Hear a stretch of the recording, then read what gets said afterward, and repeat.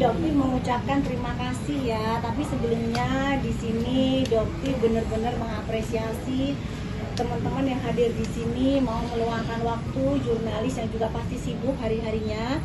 Kalian mau meluangkan waktu di sini. Dokti mengucapkan banyak terima kasih, luar biasa ya.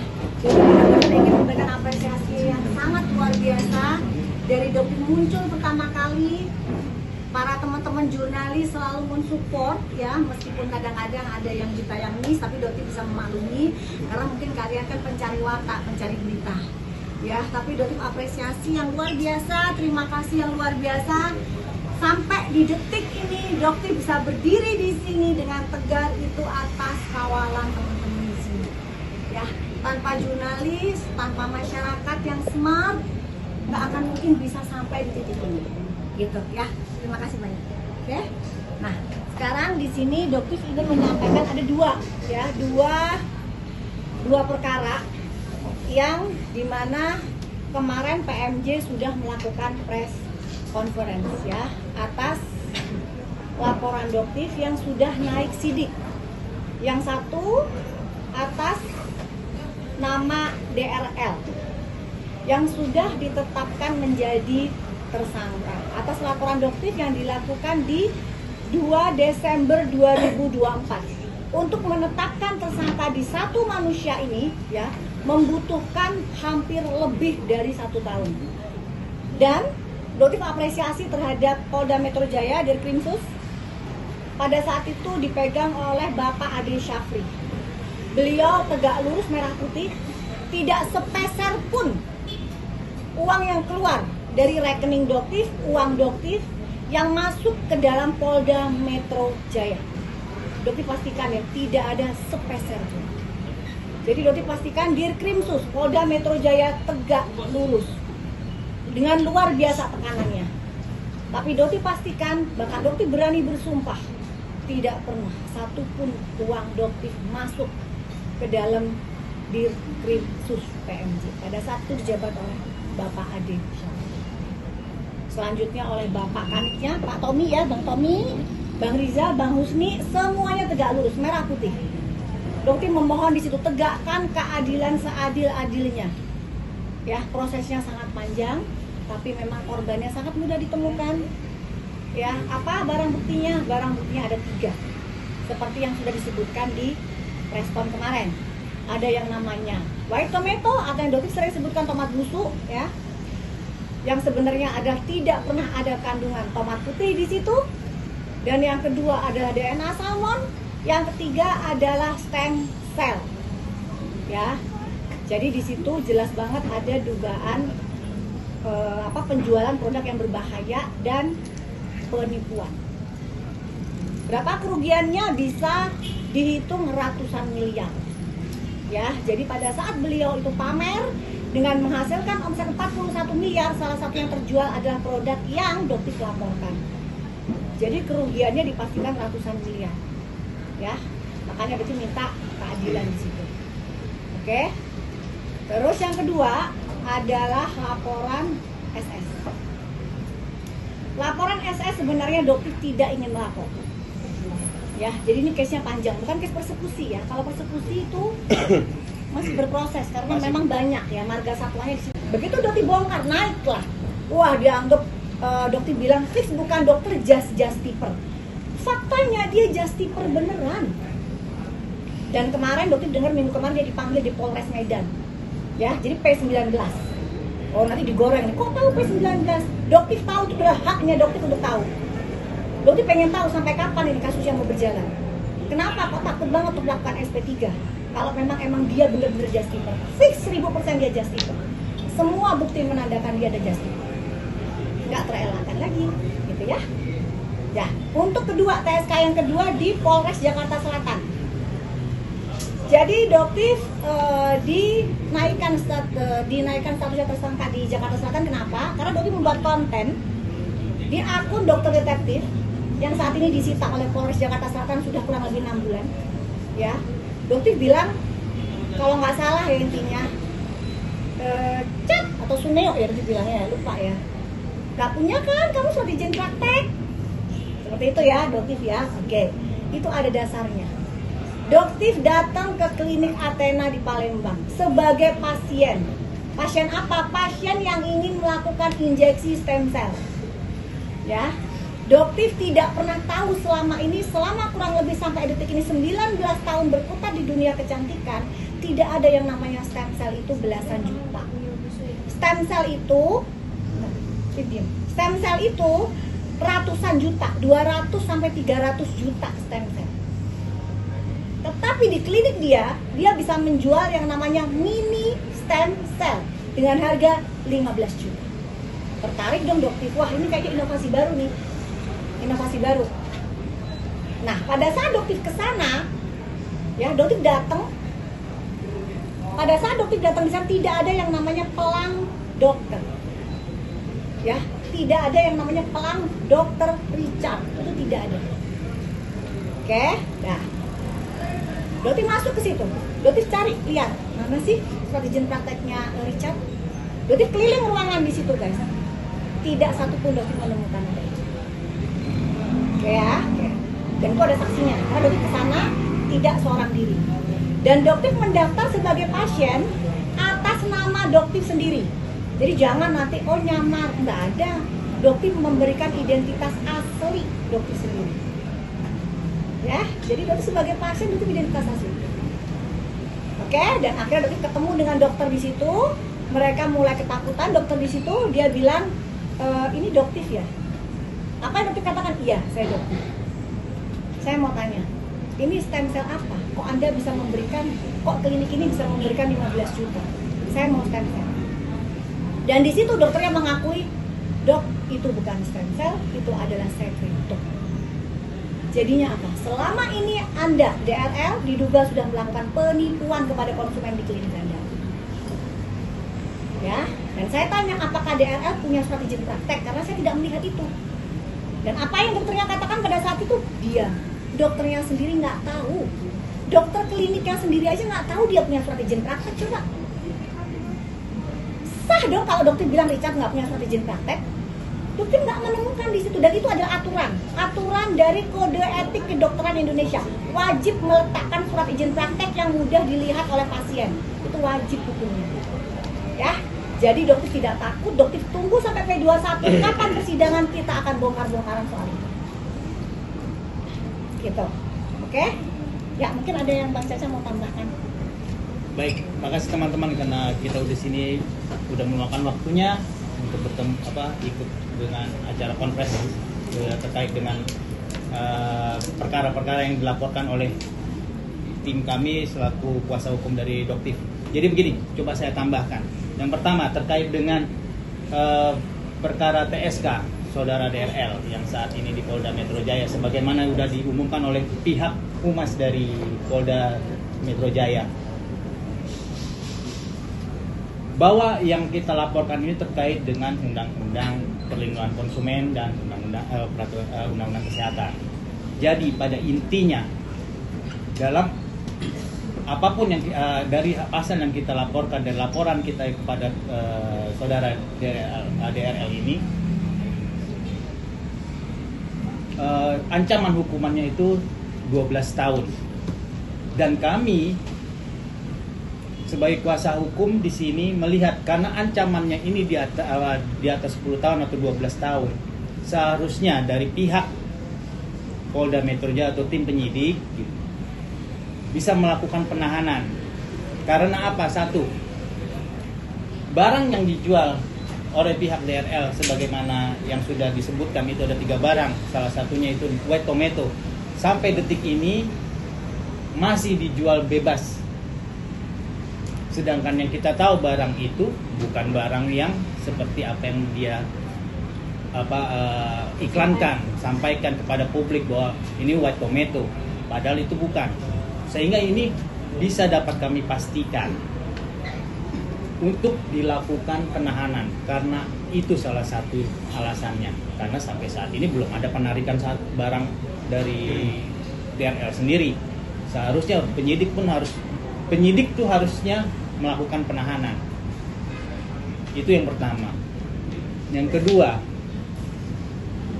terkait dengan laporan kita terkait dengan Undang-Undang Kesehatan dan Perlindungan Konsumen ini, bahwa masyarakat bukan hanya Doktif sendiri yang dirugikan. Kalau barang ini masih belum dilakukan penarikan oleh dari DRL, ini akan terus mengakibatkan kerugian material kepada masyarakat yang mungkin belum tahu adanya berita ini atau gembar-gembor seperti yang ada sekarang. Jadi kami mohon kepada tim penyidik kepada Polda Metro Jaya, dengan adanya status TSK dari DRL ini dengan ancaman hukuman 12 tahun, kami meminta untuk dilakukan penahanan. Itu yang kami minta dari para tim penyidik Polda Metro Jaya, itu aja. Yang kedua, terkait dengan SS, bahwa yang sudah disampaikan oleh Doktif, bahwa awal mula yang dilakukan oleh oleh SS ini adalah beliau yang melakukan pertama kali menyebarkan nomor telepon Doktif di platform, salah satu platform yang inisialnya I, dan itu di Instastory. Begitu di pagi hari ini masuk berbagai WhatsApp dari nomor yang nggak dikenal yang menyebutkan, dan kita sudah menyerahkan bukti-bukti itu kepada tim penyidik, bahwa di situ memang ada menyebutkan dia salah satu yang mem-WA ibu ini dapat dari SS, nomornya disebar SS lah ataupun apapun itu. Sebenarnya Doktif ini nggak mau melaporkan,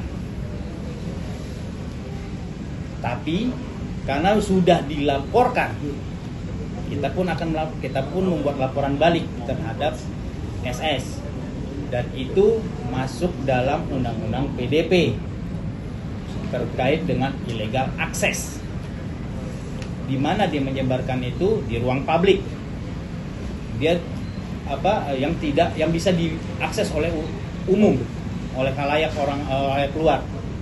Sedangkan ibu dilaporkan terkait adanya penyebaran nomor telepon melalui WA, di mana WA itu hanya ruang tertutup, sehingga tidak dapat dikategorikan sebagai illegal access.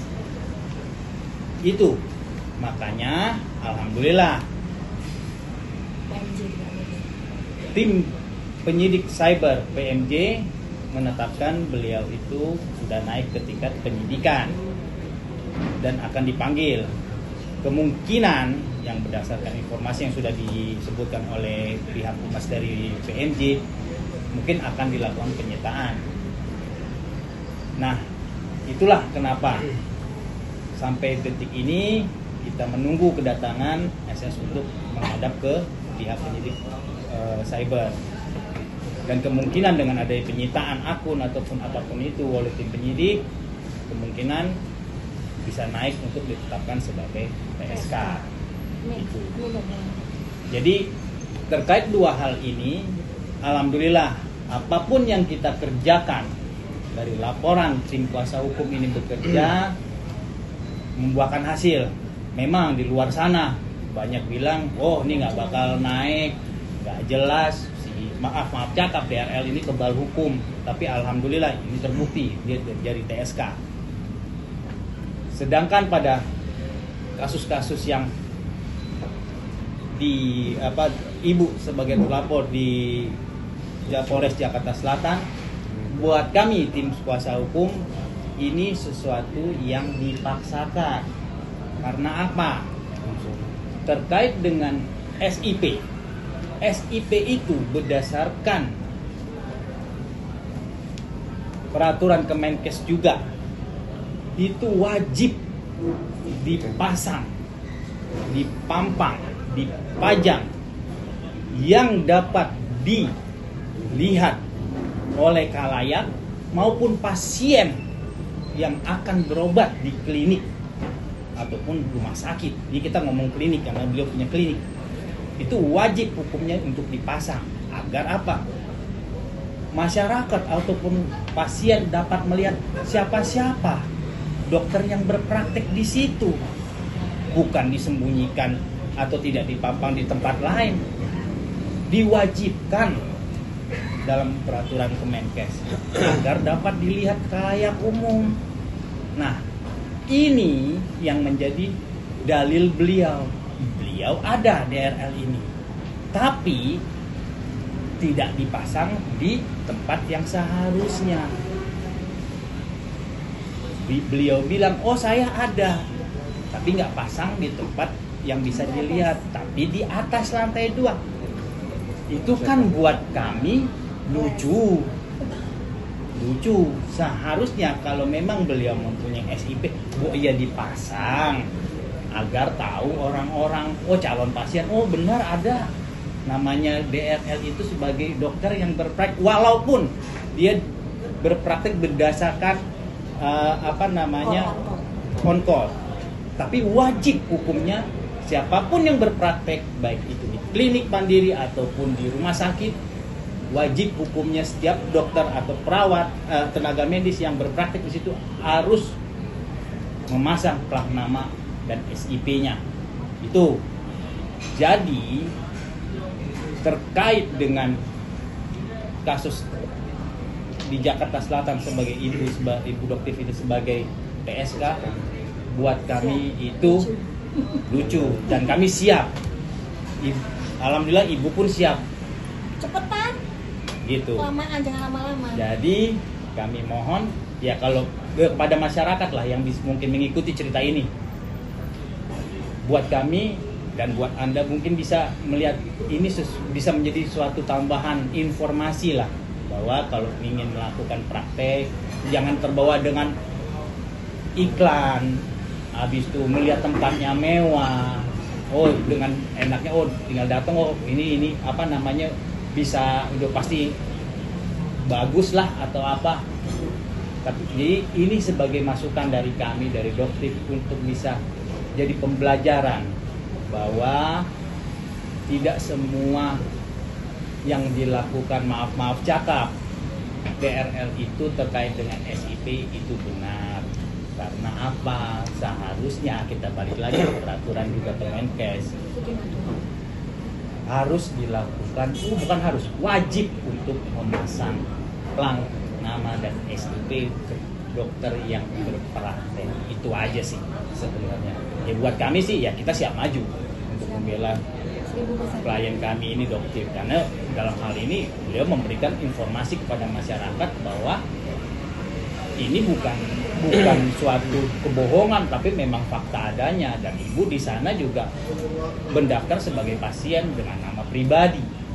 Itu aja, ibu ya. Nambahin bisa. Jadi gini ya, jadi dokter itu ingin supaya lebih mudah dicerna untuk masyarakat ya. Kalau misalnya kita punya surat izin mengemudi SIM, kita punya SIM nih ya, kita mengendarai motor atau mobil tengah jalan, ternyata ada razia di situ, dan ternyata kita bilang kita kelupaan SIM-nya nggak kita bawa.